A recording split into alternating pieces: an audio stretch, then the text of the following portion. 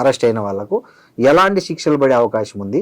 ఒకవేళ వాళ్ళు చెప్తున్నట్లు పోలీస్ బాసులు చెప్తే చేశాము అంటే ఆ బాసుల పేర్లు వీళ్ళు చెప్తే అది ఏమైనా కేటీఆర్కో కేసీఆర్కో సమ్ ఎక్స్ ప్రభుత్వ పెద్దలు వాళ్ళే కాబట్టి అప్పట్లో వాళ్ళ మీద ఎలాంటి ప్రభావం చూపించే అవకాశం? 3 అంశాలు ఉన్నాయి ఇక్కడ. మీరు ఇక్కడ confession of the co accused is not valid in the court of the law. ఎవరన్నా వచ్చి నేను పలానా ఆయన ఇప్పుడు ఇన్వాల్వ్ అయ్యాడని చెప్తే accused confession is not accept in PMLA చట్టంలో తప్ప మిగతా అన్ని చట్టాల్లో నాట్ వ్యాలిడ్. బట్ ఇన్వెస్టిగేషన్ కు వాడుకోవచ్చు. దానికి ఎవిడెన్స్ కావాలి. ఊరికే కేటీఆర్ చేశాడని కేసీఆర్ చేశాడని చెప్పారు అనుకోండి, సపోజ్ దానికి ఏమైనా కొరాబరేటివ్ ఎవిడెన్స్ ఉందా? కేటీఆర్ ఏమైనా ఆయనకి మెసేజ్ ఇచ్చాడా ఈయన ట్యాప్ చేయమని, లేదా కేసీఆర్ ఏమైనా మెసేజ్ ఇచ్చాడా వీళ్ళని, అది కలెక్ట్ చేయాలి. అంటే నేను ఇవ్వలేదు అంటలేదు, ఇచ్చాడు అనట్లేదు, అది ఆరోపణ. అంటే most of the directions politicians overall గా చెప్తారు కాబట్టి ఇక్కడ దానికి ఆధారాలు అనేది కష్టం చాలా. అందుకనే మంచి అధికారి ఎవడైనా ఒక రైటింగ్ లో ఇవ్వండి అని అడుగుతారు. అది సో రైటింగ్ లో తీసుకోకుండా, మీరు కూడా పని చేశారు కదా గవర్నమెంట్ లో, so you know it, writing లో ఇవ్వాలి, ఇవ్వరు, ఓవరాల్ గా ఇస్తారు. అది it's a risk of that officer whoever is implementing. దీంట్లో మనం అనుకుంటున్న రాజకీయ ప్రముఖులు ఎవరు దీంట్లో శిక్షలు పడే అవకాశాలు లేవు ఈ చట్టం ప్రకారం. అంటే ఎవిడెన్స్ ప్రొవైడ్ చేయడం కష్టం కాబట్టి ఒకవేళ గనక సపోజ్ ఈ కేసులో డబ్బులు వాళ్ళకి వెళ్ళినట్టు, వాళ్ళ కంపెనీలకు వెళ్ళినట్టు, ఇక్కడ నుంచి కలెక్ట్ అయిన డబ్బులు కానీ ఈ కంపెనీ హోస్టైల్ టేక్ ఓవర్ వల్ల వాళ్ళు బెనిఫిట్ అయ్యారని అదేమన్నా లింకప్ చేయగలిగితే చూడొచ్చు, అది అవకాశం ఉంటుంది. కానీ జనరల్ గా ఇప్పుడు వరకు ఏంటి, వీళ్ళు డెస్ట్రాయ్ చేశారు ఎవిడెన్స్, దానికి టెలిగ్రాఫ్ యాక్ట్ నిర్దిష్టమైన శిక్షలు ఉన్నాయి దాంట్లో. అయితే ఇందులో ఒక ట్రిక్కీ ఏంటంటే, ఇప్పుడు ఇది ఫోన్ ట్యాపింగ్ తప్ప, ఎక్స్టార్షన్ తప్ప, అంటే గవర్నమెంట్ అంటే వాళ్ళకి, అంటే ఐఎమ్ టాకింగ్ పొలిటికల్లీ, లీగల్లీ మాట్లాడతాం. పొలిటికల్లీ గవర్నమెంట్ చేసిన తప్పు ఏంటంటే, వాళ్ళు ఇది ఎక్స్టార్షన్ జరిగింది, డబ్బు అక్కడ అది హైలైట్ చేసుకుంటే వాళ్ళు చాలా సేఫ్ గా ఉండేవాళ్ళు ఇప్పుడున్న గవర్నమెంట్. అట్లా కాకుండా ఫోన్ ట్యాపింగ్ ఎక్కువ హైలైట్ అవ్వటం వల్ల ఇప్పుడు రేపు వాళ్ళకి చేతులు కట్టేసినట్టు ఉంటది. అక్కడ పనిచేసే అధికారులు భయపడతారు. ఆ ఫర్దర్ అంటే అది మంచిదే యాక్చువల్ గా, కానీ గవర్నమెంట్ కి డిసడ్వాంటేజ్. సో అదొక ట్రిక్కీ సిచ్యువేషన్. ఇంకోటి, కన్ఫెస్ చేసిన సపోజ్ ఈ రాధాకిషన్ రావు వాళ్ళ పేర్లు చెప్పిన వాళ్ళని క్వశ్చన్ చేయొచ్చు. నిన్న సిపి హైదరాబాద్ శ్రీనివాస్ రెడ్డి చెప్పారు ఏమని, మేము పొలిటికల్ వాళ్ళని కూడా పిలుస్తామని. అది పిలిచినప్పుడు వాళ్ళు క్వశ్చనింగ్ అయితే అవుతుండొచ్చు బహుశా, ఎవరైతే అనుకున్నాం ఆ క్వశ్చనింగ్ లో వాళ్ళకి ఎవిడెన్స్ రావాలి కొరాబరేటివ్గా. ఎందుకంటే కోర్టులు కూడా ఈవెన్ ఫర్ అరెస్టింగ్ సంబడి, అంటే ఊరికనే ఇంకా వాడు చెప్పాడు కన్ఫెషన్ చేశాడని చెప్పి అరెస్ట్ చేయటం అదొక లెక్క, అది బట్ కోర్టులో ప్రూవ్ అవ్వాలి కదా, దానికి ఎవిడెన్స్ కావాలి. మనం కూడా ఇన్ జనరల్గా ఇక్కడ మెయిన్ మన మీడియా మిస్ అవుతుంది ఏంటంటే అండి, ఇక్కడ మనము ఇది ఒక పొలిటికల్ యాంగిల్లో చూసి ఒక ఇక్కడ ఇది ఒక టెక్నాలజీని. ఇప్పుడు మీరు ఒక ఎగ్జాంపుల్ అయింది, లాస్ట్ టైం ఒక ఇన్స్పెక్టర్ బాగా ఫేమస్ పంజగుట్టలో, అతను తన ఎక్స్ట్రా మ్యారిటల్ అఫైర్ లో ఆ భర్త ఎక్కడున్నాడు, టవర్ లొకేషన్, అది ఫోన్ ట్యాపింగ్ కాదు, ఆ టవర్ లొకేషన్ కనుక్కోవడానికి వాడుకున్నాడు. ఏది ఈ అమ్మాయి దగ్గర ఉన్నాడా లేదా ఏ రోజు వెళ్ళటానికి. అంటే పోలీస్ సిస్టమ్ లో, ఎందుకంటే పోలీస్ కి యాక్సెస్ ఉంది, అలాంటిది చాలా జాగ్రత్తగా ఉండాలి, శిక్షలు జాగ్రత్తగా ఎక్కువ ఉండాలి. సో ఎందుకంటే అబ్యూస్ చేసి, సిస్టమ్ ని అబ్యూస్ చేసి, ఇది చాలా దారుణమైన నేరం. ఎందుకంటే నా ప్రైవసీ, నేను నా ఇంట్లో ఎవరితో మాట్లాడుతున్నాను, అనవసరం, అది కూడా ఎదుటి వ్యక్తి వినే దౌర్భాగ్య స్థితి. అది ఏంటంటే దీని మీద జనరల్ గా జనాలు తెలుసుకోవాల్సింది, ఇక్కడ చాలా మంది ఇది ఒక ఫోన్ ట్యాపింగ్ లేకపోతే, బట్ వ్యక్తిగత ప్రైవసీని మన యూరోప్ లో, అమెరికాలో, యూరోప్ లో చాలా అవేర్నెస్ ఉంటుంది దీని మీద, డేటా ప్రైవసీ, పర్సనల్ ప్రైవసీ మీద. వ్యక్తిగత ప్రైవసీని దెబ్బతీసే విధంగా పోలీస్ వ్యవస్థలు, రాజకీయ వ్యవస్థలు పనిచేయడం చాలా దారుణం. ఇది ఒక something should happen on it. But centre వీళ్ళంతా పొలిటికల్ గేమ్, మాకు ఇవ్వండి, సిబిఐకి ఇవ్వండి అని ఒక రాజకీయ గేమ్ ఆడుతున్నారు, బీజేపీ, కాంగ్రెస్, బీఆర్ఎస్ వీళ్ళంతా. కానీ ఇది ఒక long term solution, or what are the stricter యాక్ట్లో. అవును. సో ఇట్లా అయితే ఇంకా ఫర్దర్గా ఏదైనా చేయొచ్చా, ఈ కొనుగోలులో ఎలాంటి పరిమితులు రెస్ట్రిక్షన్స్ విధించాలి, ఎవడు వాడాలి, ఇవన్నీ చాలా ఇంపార్టెంట్. బట్ ఇదంతా ఏంటంటే ఇది ఇవాళ మొదలైంది కాదు. ఫోన్ ట్యాపింగ్ అనేది 1990s లో గొడవ అయింది. ఓకే. తర్వాత నీరారాడియా టేప్స్ గొడవ అయింది. బయటపడ్డాయి. సో వికీలీక్స్ ఇదంతా జరుగుతూనే ఉంది. అయితే ఇప్పుడు ఏమైందంటే ఈ elected monarchy, elected aristocracy, elected మోనార్కీలో ఏమవుతుందంటే వాడు పవర్ కోసం నాకు రెసిస్టెన్స్ ఉండొద్దు, నాకు ఎవడు ఎదురు తిరగొద్దు, ఎవడు నాకు వ్యతిరేకంగా ఉద్యమాలు చేయొద్దు, ఈ స్ట్రాటజీస్ అన్ని కనుక్కోవటానికి వాళ్ళని తొక్కిపట్టడానికి చేస్తున్న ప్రయత్నంలోనే ఇది జరిగింది. సార్ ఈ యాక్ట్ ప్రకారం ఇప్పటివరకు ఎవరికైనా శిక్షలు పడ్డాయా? పడితే ఎంత కాలం పడే అవకాశం ఉంది? అంటే నాకు స్పెసిఫిక్ గా తెలియదు దానికి సంబంధించి. నాకు దాని మీద అంటే ఇంతమంది శిక్ష పడిందని నేను కనుక్కోలేదు. బట్ డెఫినెట్ గా చాలా అరుదుగా ఇది ఇలాంటి బయటకు వచ్చి కేసుల దాకా వెళ్తున్నాయి. అవును. ఎందుకంటే అందరు చేస్తున్నారు. ఇవే మన తెలంగాణలో అరెస్ట్లే హైయెస్ట్ అనుకుంటున్నాను. తెలంగాణ ఫామ్ అయిన తర్వాత అయితే ఫస్ట్ టైం. అవును. ఇప్పుడు ఉమ్మడి ఆంధ్రాలో కూడా చాలా, I don't remember any cases. నేను టేకప్ చేసిన తర్వాత టెలిగ్రాఫ్ యాక్ట్ కింద కేసులు బుక్ అని తక్కువ. సో ఇవి అంటే ఎలా ఉంటది అంటే సార్, ఇప్పుడు అందరూ వాడుతున్నారు, నేను చేస్తున్నా, నువ్వు చేస్తున్నావు, కానీ ఇక్కడ ఏంటంటే ఎక్సెస్ అయిపోయింది.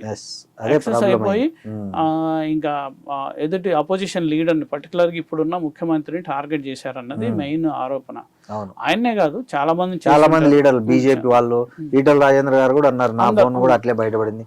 ఆ మధ్య డబ్బుతో దొరికిన బీజేపీ ఆపరేషన్ లో బిఎల్ సంతోష్ వాళ్ళు అక్కడ ఫామ్ హౌస్ ది కూడా ఆ పర్టికులర్ ఎమ్మెల్యేల ఫోన్ ట్యాప్ చేయడం వల్ల ఇది తెలిసింది. వాళ్ళ ద్వారా తెలుసుకొని వాళ్ళనే ద్వారానే ఆపరేషన్ చేయించారనేది కూడా ఒకటి వినిపిస్తుంది. మరి అయితే ఇది ఏంటంటే సార్, చాలా మంది రాస్తున్నారు 1,00,000 ఫోన్లు ట్యాప్ చేశారు. అంత ఉండదు, ఎందుకంటే కొన్ని వందలు చేసి ఉంటారు. ఎందుకంటే అన్ని లైన్స్ ఉండవు, అంత సర్వర్ ఉండదు, అంత కథ ఉండదు. కొన్ని లైన్స్ కొన్ని వందలు చేసి ఉంటారు. పొలిటికల్ గా it's been happening, it's true. ఇది జరగలేదు అని ఇప్పుడు ఎవరైనా చెప్పిన, ఇప్పుడు కేటీఆర్ అన్నారు ఏమని, చేస్తే ఇద్దరు చేసిండొచ్చు అన్నారు. అది క్రైమ్ గా, అది ఎవిడెన్స్ కింద పనికొస్తుందా సార్ కేటీఆర్ కామెంట్? అంటే ఆయన లీగల్ కరెక్టే మాట్లాడాడు. ఆయన ఏమన్నాడు, చేస్తే కొంతమంది చేసి ఉండొచ్చు, లంగలి దొంగలి అన్నాడు. తర్వాత అది టెలిగ్రాఫ్ యాక్ట్ ప్రకారం అలోడే. ఏది దొంగతనం కేసులో ఉన్నాడు, లేకపోతే దేశానికి భద్రత, లేకపోతే టెక్నికల్ గా is okay. He didn't say that I ordered అని ఏమనలేదు, ఎవడు ఒప్పుకోడు కదా. సో ఆయన చేశాడే మనం చెప్పలేము, ఆరోపణ. సో అయితే ఇక్కడ ఒక ప్రశ్న ఇప్పుడున్న ప్రభుత్వానికి, మీరు చేస్తున్నారా, ఆపేశారా? మీరు ఓన్లీ మావోయిస్టులు, టెర్రరిస్టులు చేస్తున్నారా, పొలిటికల్ గా వాడుకున్నారా లేదా? ఒక ప్రశ్న. కేంద్ర ప్రభుత్వం ఇన్ని చెప్తున్నారు, బీజేపీ వాళ్ళు, మీరు చేస్తున్నారా లేదా? ఒక ప్రశ్న, గతంలో కాంగ్రెస్ ప్రభుత్వం చేసిందా లేదా? అయితే వాడు చేశాడు గతంలో కాబట్టి నేను చేస్తాను, అది కరెక్ట్ కాదు. సో దీనికి ఎక్కడో ఒక ముగింపు రావాలి, ఒక మంచి ప్రయత్నం, ఈ కేసు బయటికి రావటం, ఇది ప్రజల్లో రావాలి సార్. ఇది ఎవరికి ఏంటంటే ఇది ఒక తమాషలాగా చూస్తున్నారు. అయితే అట్లా కాకుండా అది నా ప్రైవసీ. ఇప్పుడు ఇంకోటి వచ్చింది సార్ పుకారు, అది సోషల్ మీడియాలో వైరల్ అవుతుంది. అంటే కొంతమంది రాజకీయ ప్రముఖులు సొంత వాళ్ళ కుటుంబ సభ్యుల మీద కూడా ఈ ఫోన్ ట్యాపింగ్ పెట్టి నిఘా పెట్టారు. దాంట్లో చాలా సంచలన విషయాలు వచ్చాయి. దానికి ఎగ్జాంపుల్గా కొన్ని చెప్తున్నారు, సమంత, రకుల్ ప్రీత్ సింగ్ విషయాలు కూడా కొన్ని, అంటే బయటికి రకరకాల మాధ్యమాల్లో మనం చూస్తున్నది. అంటే సో మీరు అడిగిన ప్రశ్న అది చాలా దారుణం అండి. ఈ యూట్యూబ్ ఛానల్స్ కానీ, మీడియా ఛానల్స్ కానీ, ఇప్పుడు ఒక ఆమె అయితే ఏకంగా చెప్పేస్తుంది, దారుణం. ఎందుకంటే రకుల్ ప్రీత్ సింగ్ బెదిరించారు, నీకేమైనా తెలుసా, సమంత విడాకులు అట్లే అయ్యాయి అని రకరకాలుగా చెప్తున్నారు. చాలా తప్పు, చాలా దారుణం. ఎందుకంటే నేను కూడా చాలా అది చూసి చాలా ఇబ్బంది పడ్డాను. ఎందుకంటే జర్నలిజం అనేది ఎవిడెన్స్ బేస్డ్ ఉండాలి, సాక్ష్యాధారాలతో నిరూపించే విధంగా ఉండాలి, కోర్ట్ ఆఫ్ ద లాలో నిరూపించుకోవాలి. ఈ గాలి పోగేసి గాలి కబుర్లు చెప్పేసి ఆమె ఎవరు sir? She is an investigator, nothing, పేరు కూడా తెలియదు నాకు ఇప్పటి వరకు. ఎవరితో అన్న సోర్సెస్ తో మాట్లాడిందా? ఇప్పుడు నేనే చాలా జాగ్రత్తగా మాట్లాడుతున్నాను, ఎందుకంటే నేను చూసిన డాక్యుమెంట్స్, నాకు తెలిసిన ఆఫీసర్లతో నేను మాట్లాడింది, నాకున్న అవగాహన, ఎందుకంటే ఈ సబ్జెక్ట్ ని ఎన్నో సంవత్సరాల నుంచి కవర్ చేస్తున్నాం, ప్లస్ డిజిటల్ ఇన్వెస్టిగేటర్ గా నాకు తెలిసింది. అలాంటిది నీకెవరు చెప్పారు? ఎవడో బెడ్రూమ్ లో ఏమైనా విషయాలు నీకు ఎలా తెలిసినాయి? ఇది చాలా దారుణం. అసలు ఆమెని ఒక డిఫమేటరీ కేసు కింద బుక్ చేయాలి. అంత ఘోరంగా మాట్లాడుతుంటే ప్రతిష్ట, ఆమె హీరోయిన్ అవ్వనివ్వండి, లేకపోతే సాధారణ వ్యక్తి అవ్వనివ్వండి, ఎవరైనా ఉండి వ్యక్తుల ప్రతిష్టను దెబ్బతీసే విధంగా, సాక్ష్యాలు లేకుండా వ్యక్తుల ప్రతిష్టను దెబ్బతీసే విధంగా మాట్లాడటం దారుణం. ఇది ఈవెన్ ఈ క్లిక్ బైట్ కోసమో, లేకపోతే నాకు ఎక్కువ వ్యూస్ కావాలనో, ఇది యూట్యూబ్ ఛానల్ కూడా అది పెట్టడం అనేది తప్పు. సో అది I think whoever, because there is no evidence, ఎవరు చెప్పలా, ఎక్కడ కన్ఫెషన్లో ఇంతవరకు రాలేదు, వస్తే చూపించండి. Why the police press notes 3 release చేసింది ఈ కేసులో, 3 ప్రెస్ నోట్స్లో ఎక్కడా ఆ విషయం లేదు. కన్ఫెషన్ రిపోర్ట్లు మాకు వచ్చినాయి, రిమాండ్ డైరీలో వచ్చినాయి, ఎక్కడా లేదు. లేనిది ఎలా సృష్టిస్తున్నారు అంటే ఒక ఊహ, ఒక ఆరోపణ, ఒక పుకారు, ఎన్నో పుకార్లు ఉంటాయి. ఆ పుకార్లన్నిటినీ నిజంగా ఆమె చూసినట్టు, వాళ్ళే చూసినట్టు, దిస్ ఇస్ రిడిక్యులస్ అండి. అంటే అసలు మనం దాన్ని ఖండించడం కూడా ఒక రిడిక్యులస్. ఎందుకంటే అది ఆ పేర్లు అలా తీసుకోవటంలో వాళ్ళ ప్రతిష్ట ఎంత దెబ్బతింటది. ఏదైనా పెళ్లి కాకపోయినా you do something with evidence, backed by evidence. ఇంకోటి వ్యక్తుల పర్సనల్ లైఫ్ సార్ అది. ఇప్పుడు ఎవరెవరితో అనేది personal life, unless they are public figures and it is impacting public life. So if suppose they are public figures, but what is it impacting public life అన్నది ఒక ఆలోచన. ఇంకొకటి అసలు నీకు ఊరికే నోటుకొచ్చింది చెప్పేయడం అనేది కూడా చాలా దుర్మార్గమైన విషయంగా మనం బాలే. సార్ ఇంకోటి చెప్పండి నాకు, దీంట్లో మీరు చాలా క్రైమ్ కేసులు చూశారు, వాటి రిజల్ట్ చూశారు, ఇక్కడే కాదు జాతీయంగా అంతర్జాతీయంగా కూడా. సో ఈ telephone tapping case end result ఎలా ఉండబోతుంది మనకు తెలంగాణ టెలిఫోన్ ట్యాపింగ్ కేసు? మీ అనుభవంలో మీకున్న దీని ప్రకారం చెప్పండి. బాగా చెప్పారు, మీరు బాగా అడిగారు. ఎందుకంటే చాలా కేసులు మనం చూస్తాము, మీడియాలో సెన్సేషన్ అవుతుంది, చాలా వార్తలు వస్తాయి, చాలా రాసిన తర్వాత చివరికి కోర్టులో తుస్సుమంటాయి. అవును. సో చాలా కేసులు అలా అవుతున్నాయి. ఇది ఈ కేసు అనే కాదు, జనరల్ గా మనం రేప్ కేసులో చూసాము, మర్డర్ కేసులో చూసాము. కన్విక్షన్ రేట్ తక్కువ. ఫస్ట్ కన్విక్షన్ రేటు సిబిఐలో వాటిలో కొంచెం ఎక్కువ, 60% అట్లా ఉంటుంది. మన స్టేట్ ఏజెన్సీస్లో చాలా తక్కువ ఉంది, 30% అట్లా ఉన్న కేసులు ఉన్నాయి. ఎందుకంటే దీనికి రకరకాల కారణాలు ఉన్నాయి. జనరల్గా చెప్తాను. ఏంటంటే ఒకటి, పోలీస్కి ఒక పోలీస్ అధికారి ఎన్నో హ్యాండిల్ చేస్తుంటాడు కేసులు.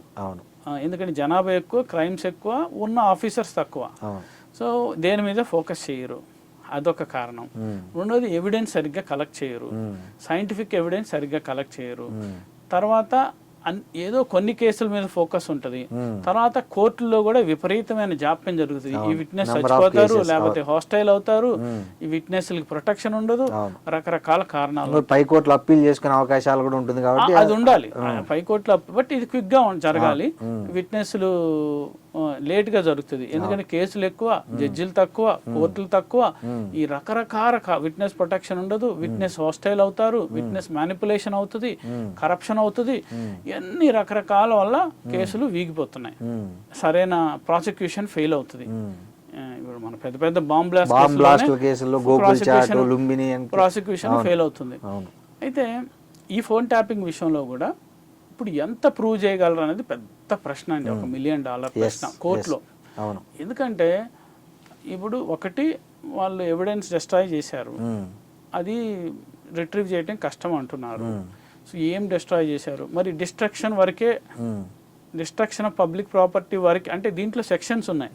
టెలిగ్రాఫిక్ యాక్ట్ యాడ్ చేశారు రీసెంట్ గా, destruction of public property act, ఐపీసీలో డిస్ట్రక్షన్ సంబంధం, దాని వరకే ప్రూవ్ చేయగలరేమో. ఈ టెలిగ్రాఫిక్ యాక్ట్ లో ఎక్కడన్నా ఇప్పుడు వీళ్ళు రాటిఫై చేశారా లేదా అనేది రావాలి. అంటే వీళ్ళకి పంపించారు కదా నెంబర్లు, వాళ్ళ సర్వీస్ ప్రొవైడర్ చెప్పాలి ఈ నెంబర్లు నేను చేశాను. ఇక్కడ రాటిఫికేషన్ జరిగినట్టు ఫైల్స్ లేవు అనుకోండి, అప్పుడు వీగిపోతాయి. ఎవిడెన్సే పోలీస్కి అనుకూలంగా వస్తుంది. అవును. ఒకవేళ వాళ్ళు ఎవిడెన్స్ ఇచ్చి సర్వీస్ ప్రొవైడర్ ఎవిడెన్స్ ఇచ్చి ఒకవేళ సర్వీస్ ప్రొవైడర్ దగ్గర లేదనుకోండి, సపోజ్ మీరు అన్నట్టు మ్యాన్ ఇన్ ద మిడిల్, ఆ ఇన్స్ట్రుమెంట్ దొరకాలిగా, అది దొరకాలి కదా. సో ఇది అంత తేలికేం కాదు. ఇది చాలా నిజంగా పోలీసుల ముందున్న పెద్ద సవాళ్ళు ఏంటంటే ఫర్దర్గా ఎవరు బాసెస్ అని కనుక్కోవటం ఒకటైతే, రెండోది ఉన్నదానికి సంబంధించి ఎవిడెన్స్ సాక్ష్యాధారాలు సేకరించడం చాలా పెద్ద విషయం. ఇది అంత తేలిక కాదు ఈ కేసులో పర్టికులర్గా. It is going to be herculean task. I'm not saying because మనం ఇన్వెస్టిగేషన్ స్టేజ్లోనే ఉంది, ఎవిడెన్స్ కలెక్షన్లో ఉన్నారు, బట్ సాలిడ్గా they found CC camera footage that they trying to destroy that అని ఎలక్షన్స్ రోజున దే ఫౌండ్ డిస్ట్రాయిడ్. సో కొంత ఇదేమో అభూత కల్పన కాదు ఈ కేసు అంతా. ఈ కేసు జరిగింది ఫోన్ ట్యాపింగ్. ఇప్పటి వరకు ఉన్న ప్రాథమిక సాక్ష్యాధారాల ప్రకారం ప్రైమా ఫేసీ ఎవిడెన్స్ ఉంది, that is called prima facie evidence. But whether this evidence is enough for conviction, ఈ సాక్ష్యాధారాలు ఆ వ్యక్తులను ఎవరైతే ఆరోపణలు ఎదుర్కొంటున్నారో, ఎవరైతే అరెస్ట్ అయ్యారో, ఎవరైతే రేపు కోర్టులో విచారణ గురవుతారో వాళ్ళని కన్విక్ట్ చేయడానికి, వాళ్ళకి శిక్ష విధించడానికి సరిపోయే విధంగా ఉందా లేదా అనేది పెద్ద ప్రశ్న. ఇది ఫ్యూచర్లో అంటే ఈ ఇన్వెస్టిగేషన్ టైంలో they have to get these evidence and link up and file. అప్పుడు ఒకవేళ ఎవిడెన్స్ బాగా సేకరించి కోర్టుని నమ్మించగలిగి ఆ కేసుని తొందరగా ట్రైల్ అయ్యి విట్నెస్లు సాక్ష్యాలు చెప్పి చేస్తే, ఎందుకంటే విట్నెస్లు ఉంటారు కదా, కానిస్టేబుల్స్ అదర్ ఉన్నారు కదా, అప్పుడు శిక్ష పడవచ్చు. ఆఫీసర్లకే పడుతుంది శిక్ష కూడా నాకు తెలిసినంత వరకు ఈ కేసులో పడితే కొడితే. అంటే అది అంటే మనం ముందే చెప్పలేం. అంటే మీరు అన్నట్లు రిటర్న్ ఆర్డర్స్ లేనప్పుడు పలానా బాస్ చెప్పినాడు అనడానికి కోర్టుకు కావాల్సింది సాక్ష్యం కదా మీరు అన్నట్లు. Maybe if suppose there is a witness between both of them or ఎవరైనా అప్రూవర్స్ అయ్యారనుకోండి, ఇట్లా దెర్ ఆర్ సర్టన్ ఇది. It doesn't mean that whoever are political bosses will get away, but it depends on future. అసలు ఎవరు political bosses ఇంతవరకు పేర్లు రాలేదు, అన్ని ఊహాగానాలే. సో ఎవరున్నారు గవర్నమెంట్ లో దాన్ని బట్టి ఊహాగానాలు. బట్ ఈ పొలిటికల్ బాసెస్ వాళ్ళ రోల్ ఏంటి, వాళ్ళు నిజంగా చెప్పారా, వాళ్ళు బెనిఫిషియరియా, లేదా వీళ్ళే ఒక దందా నడిపించారా, ఎక్స్టార్షన్ దందా, తెలియదు కదా. ఇదేంటంటే ఒకటి దారుణంగా ఏం జరుగుతుందంటే దీంట్లో మళ్ళీ బ్లాక్ మెయిలింగ్ కోణం కూడా ఉంది. ఇతరుల సంధ్య కన్వెన్షన్ ఎండి శ్రీధర్ అదే వాళ్ళు ఎఫ్ఐఆర్లు పెట్టారు కాబట్టి ఆయన ఆరోపిస్తున్నాడు. ఇప్పుడు వరకు ఇవన్నీ ఆరోపణలేనండి, నిరూపితం కాలే ఎక్కడ కోర్టులో అయ్యేదాకా. అదే కదా ప్రాబ్లం. ఇప్పుడు మన టీవీల్లో కూడా చర్చల్లో యూట్యూబ్లో కానీ ఏం జరుగుతుంది, మన మీడియా ట్రయల్ అని మనం ఆల్రెడీ ఆ ఇష్యూ ఇంకా ఎక్కువగా ఇక్కడ ఎవరికి ఇష్టం వచ్చి ఆ సబ్జెక్ట్ ఎక్స్పర్ట్ ఉండరు, అయినా మాట్లాడతారు. లేకపోతే ఆ విషయం తెలిసినంత వరకు ఇంత సమగ్రంగా ఇంతవరకు ఏ మీడియాలో కూడా రాలే. అయితే ఫోన్ ట్యాపింగ్ సంబంధించి మీరు మాట్లాడిన విషయాలు ఇంత క్లారిటీగా ఇంతవరకు ఏ పేపర్లో కూడా చూడలే నేను, ఇంతవరకు ఏ మీడియాలో కూడా రాలే, మెయిన్ స్ట్రీమ్ మీడియాలో. ఆ విషయాలకు సంబంధించి అవగాహన ఉన్నోళ్ళు మాట్లాడి ప్లస్ ఆ సబ్జెక్ట్ ఉన్నోళ్ళు మాట్లాడితే బాగుంటుంది. ఇదంతా ఏదేదో మాట్లాడుతున్నారు సార్ యూట్యూబ్ ఛానల్స్లో కానీ మామూలు ఛానల్స్లో కానీ. అయితే ఇక్కడ సరే విషయం ఏంటంటే సాధారణ వ్యక్తి, ఇప్పుడు పొలిటీషియన్స్, రాజకీయ నాయకులు, జర్నలిస్టులు, లాయర్లు, ఇలా మీ ఫోన్ని ఒకటి ఫిజికల్గా అన్లాక్ చేసి ఉంచుకోవద్దు. నా సలహా ఏంటంటే మీ ఫోన్ని ఫిజికల్గా ఓపెన్ చేసి ఉంచుకోవద్దు. ఎవరైనా ఫిజికల్గా ఉన్నప్పుడు దాంట్లో ఏదైనా యాప్ వేయచ్చు,